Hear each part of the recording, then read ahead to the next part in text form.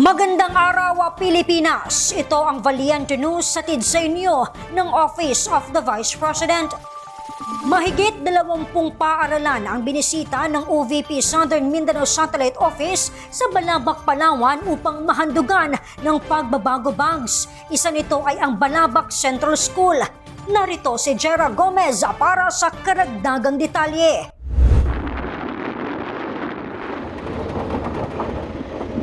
Huling pinuntahan ng Office of the Vice President Southern Mindanao Satellite Office ang Balabac Central School sa poblasyon, kung saan 232 ng mga pagbabago bags ang ipinamahagi sa kindergarten at grades 1 at 2 learners. Ayon kay Teacher Vivian, kahit nasa sentro ng Balabac, may ilang mag-aaral pa rin ang pumapasok kada araw na kulang-kulang ang gamit pang eskwela. Lalo na sa lapis. Madalas ako nagbibili pa ng lapis nila. Minsan, nagdadala pati pantasa. Lagi, pambura. O sige, sabi ko, meron dito available sa likod. Siyempre, nakakalungkot din talaga. Kasi nga, buti, meron akong mga paulit-ulit ko dyan. Yung bumili ako dati ng supply na notebook para sa quiz nila. So yun, binibigyan ko yung walang notebook. Dagdag pa ng guro, mahalagang ipagpatuloy ng mga bata ang kanilang pag-aaral sa kabila ng mga kinakaharap na hamon. Kasi talagang makakatulong ito sa kanila, lalo na yung community namin, Muslim community kami dito. Mas marami din po ang native Malbogs po dito.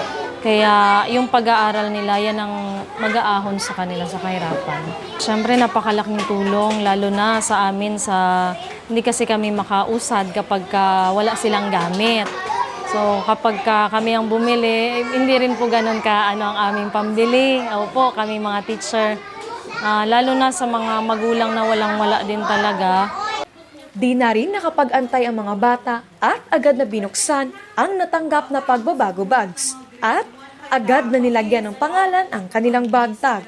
May mensahe naman ng Public Schools District Supervisor ng Balabac District na si Romy para sa mga bata. Kahit na gaano tayo kahirap, ituloy lang natin ang pag-aaral. Sa teachers naman, ang na ibigay nila ang best para sa ating learners para maiangat ang kalidad ng edukasyon sa Balabac. Sa 27 ng mga paaralang tinungo ng mga kawani ng OVP sa Balabac, Palawan, ilan sa mga ito ay kabilang sa mga last mile school, tulad ng paaralang elementarya ng Lukdaho, Lindagong, Singkab at Timbayan. Mula dito sa Balabac sa Palawan, ako po si Jera Gomez. Lahat para sa Diyos, bayan at pamilyang Pilipino. Valiente News.